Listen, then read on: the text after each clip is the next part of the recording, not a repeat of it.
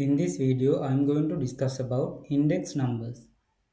Index numbers are statistical measures that are used to quantify changes in a particular economic variable over time or across different units or regions. They are used to track changes in various aspects of an economy, such as prices, production, employment, and income.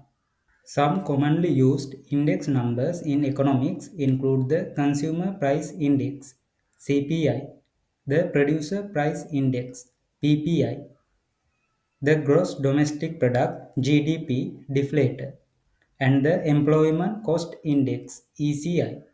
The purpose of index numbers is to provide a simple and convenient way to measure and compare changes in an economic variable and to track its trends over time. Now let's talk about the base values. This is a very important concept when it comes to index numbers. The base value of an index number refers to a specific time period or value that serves as a benchmark or reference point for measuring changes over time or relative to other units. The base value is used to calculate the index number by setting the value of the benchmark to equal 100 or some other convenient value. The most convenient value is to use the 100 because we always use the 100% so that everyone can understand the changes. All subsequent changes in the economic variable are expressed as a percentage of the base value. Now let's talk about the selection of base value. Representativeness. The base value should be representative of the economic variable being measured and the time period or unit being considered. For example, in the case of Consumer Price Index, a base year that reflects average prices for a typical basket of goods and services consumed by households is selected. Convenience. A base value that is easy to understand and use is preferred. For example, a base value of 100 is often used as it allows changes to be expressed as simple percentages. Stability. A stability and consistent based value is preferred as it helps to ensure that the index number accurately reflects changes in the economic variable over time. Relevance. The base value should be relevant to the economic variable being measured and to the purpose for which the index number is being used. For example, in the case of the gross domestic product deflator, a base year that reflects average prices for a typical basket of goods and services produced by the economy is selected. This is the formula to calculate the index number. We divide the value of given year by the value of base year. Then we multiply it by 100% so that we can get the answer as a percentage value. Always remember to use the base value for the denominator because based on this value we are calculating the index number for the given value. Let's do this example so you will understand the concept of calculating the index numbers. These are the information for price of 1 liter of petrol from 2006 to 2020. First, we have to select a base value. When we are selecting a base value, we should always exclude the outliers. Outliers are the values that are out of the range. Look at the given information here. Let's find out if there are outliers. 1.2, 1.4, 1.3, 1.6. Then we have 3.2. This is out of range. But suddenly we have a value over 1, which is 3.2. This is an outlier. So we will exclude this value. Let's continue. 1.9, 1.8, 1.2, 1. Here is another value, which is an outlier because 4.6 is out of the range of all the above values. Let's exclude this value as well. Let's continue again. 2.1, 1.9, 1.9, 1.5, 2.2. Now all the values are given here are under 2.2. So the range will be 1 to 2.2. 1 is the minimum value in the range. 2.2 is the maximum value in the range.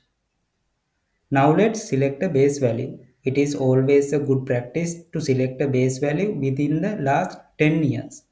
First year, second year, third year, fourth year, fifth year, sixth year, seventh year, eighth year, ninth year, 10th year. So let's select this value as the base value.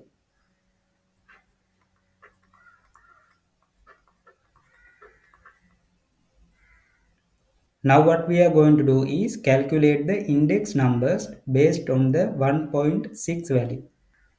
If you can remember, we can calculate the index number by dividing the current year value by the base year value. Base year value then multiplied by 100%. So for 2009, let's calculate the index number. 1.6 over 1.6 multiplied by 100%. So this will be 100%. Now let's calculate the index number for 2011. 1.9 divided by 1.6 multiplied by 100%. So this will be 118.75. Let's take it as 119. Likewise, we can now calculate the index numbers for the other years too. So let's calculate the final value for 2020. 2.2 divided by 1.6 multiplied by 100%. So this will be 137.5. Let's take it as 138. Likewise, now you can find all the index numbers for the other years as well. The base value is 100. Now we can understand the price changes between years. So the price difference between the first 2 years will be 119 minus 100. So this will be 19%, which means in 2011 there is a 19% increase of price of 1 liter of petrol compared to 2009. Likewise, now we can calculate the differences between years. If we want to find the changes between years without the base year, we need to calculate them like this. Let's take the difference between 2011 and 2020. So this is how we calculate the difference between these 2 years. We take the final year value, which is 2020, that will be 138. So we take the 138, then we take the difference minus this value 119, then we divide by the base value of these 2 years. So the base value will be 2011 value 190, then we multiply it by 100%. So the difference is 15.96. Let's take it as 16. Likewise, now we can calculate the differences between years even without having to use the base value, which is the 100 value. Now let's do this example. The prices for a product is given here starting from 2002 to 2006. The question is asking find the index number for 2006. So what we have to do, we have to use the chain based method.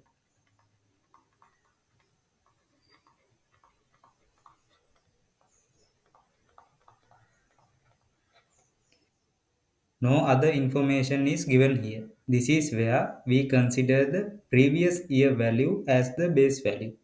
So they are asking the 2006 index number. So we have to take the 2005 value as the base value. You know chain. It means they are connected to each other. So the chain-based method means when we have to find an index number, we take the previous year value because it is like a chain connected to each other. So this is the index number formula. Now we can assign the values.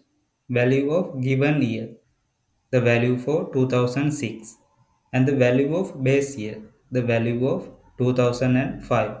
Then we multiply it by 100%.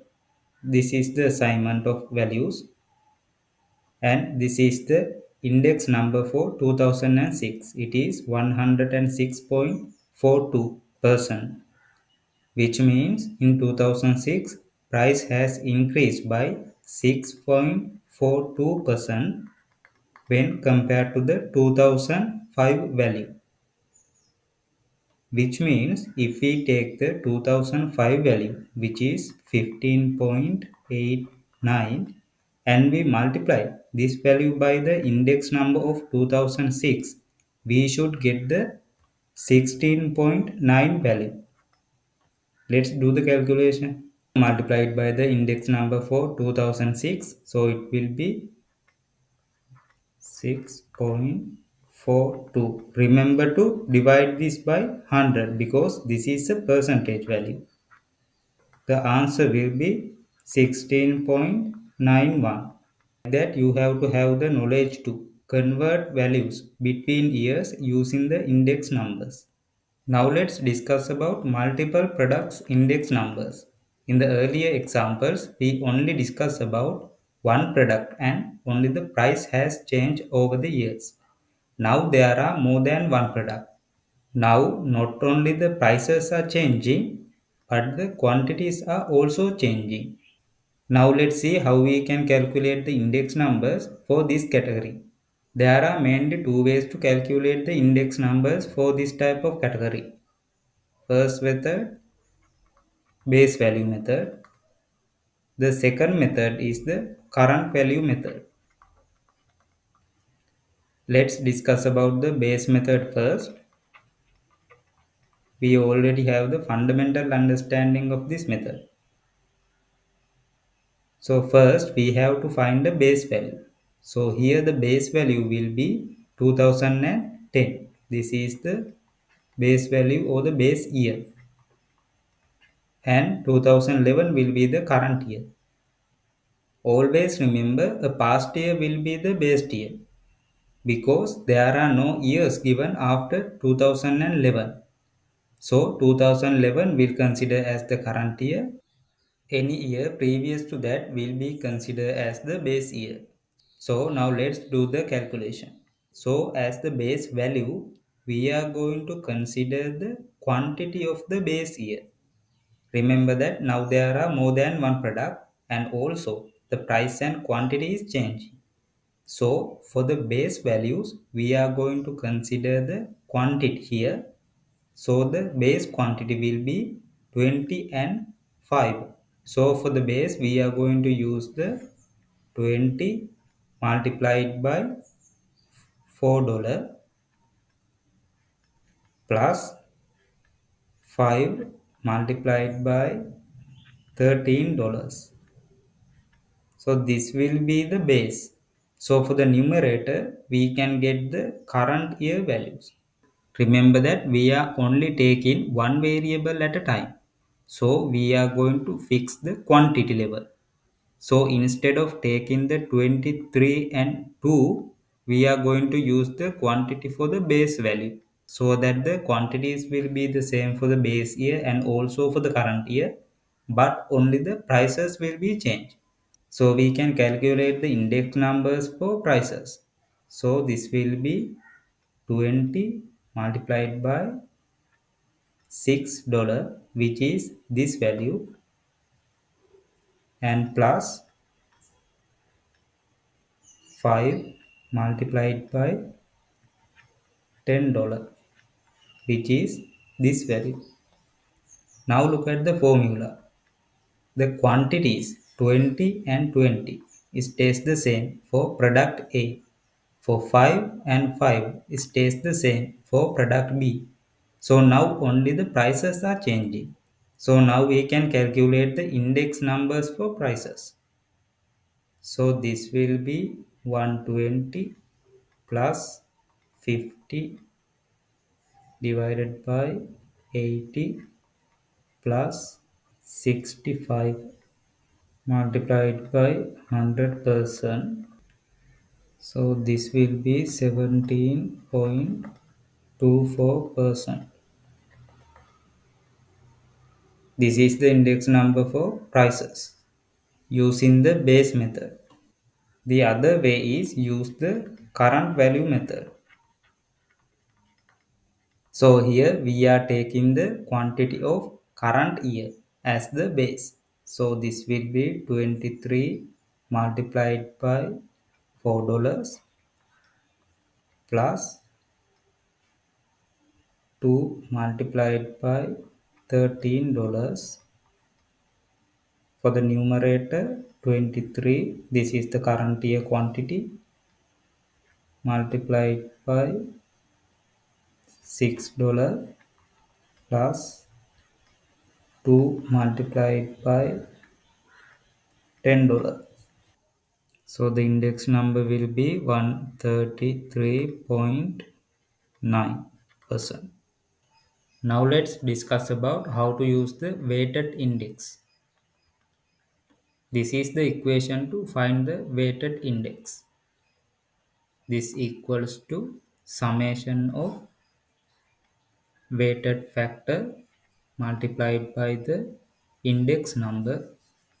This is the index number as we calculated earlier, divided by the summation of all the weighted factors. This is for the price index, which means we are calculating the changes of prices. Here is the quantity index, which means we can calculate the changes of quantity as well. Summation of weighted factor multiplied by the quantity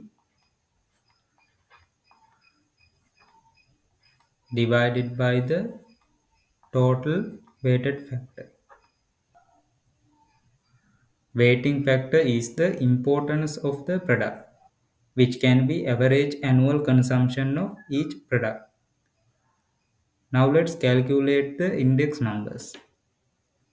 First, we have to calculate the summation of weighting factors, which is the summation of all these weighting factors. So this will be 25. Now we have to calculate the each product index number. For product A, let's calculate the price index. This should be 2011. So the current year will be 2011 and the base year will be 2010. So the current year value is $12. Base year value is $10. For product B, 26, 22. For product C, 8, 6. Now we have the price index for each product. Now let's multiply these price indices by the respective weighting factor. So for product A, the weighting factor is 14. For product B, weighting factor is 9. For product C, the weighting factor is 2. Now we can assign these values to the weighted index. So this is the calculation as shown above.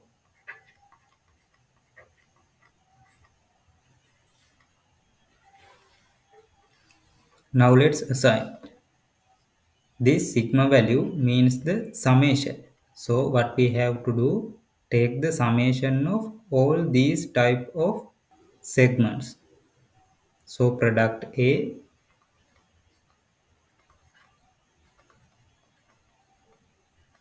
and we are going to add product B,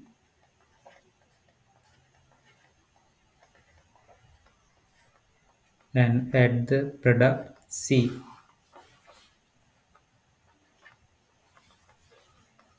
Now we can divide this by the summation of all the weighting factors. sigma w, which is 25. So the weighted average price index will be 120.41. Likewise, we can also find the weighted average quantity index if the data is given for the quantities. Now let's discuss about index splicing. This is where we are changing the old base value to a new base value. Look at the given example. These are the index numbers for 2017 to 2023. So this is the old base value. We can identify by looking at the index number. This is the 100. This is the base value. So let's say we have to change the old base value to a new one, and the new base value will be 2020 value. This will be the new base value. Now we have to recalculate the index numbers according to the new base value. This is the formula we can use for that. New index number equals to old index number for current year divided by old index number for new base value multiplied by 100%. Now let's recalculate the new index numbers. For 2017, the old index number for the current year will be 100. The old index number for new base value will be 111. We can multiply it by 100%. Likewise, let's calculate the new index number for 2018. So this will be 105 divided by 111 multiplied by 100%. So let's calculate the index number for 2020. So this should be 100 because now this is the new base value. Let's see. So the old value is 111 and the new value is 111. As you can see now, the base value is 100.